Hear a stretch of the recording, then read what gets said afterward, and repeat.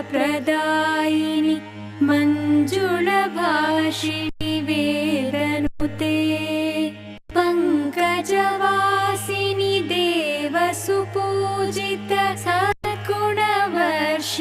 शान्तियुते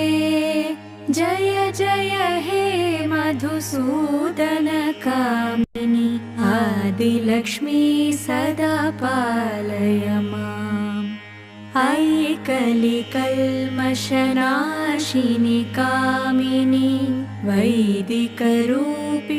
वेदमये क्षीरसमुद्भव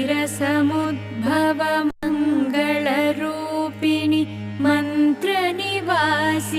मन्त्रनुते मङ्गलदायिनि अम्बुजवासिनि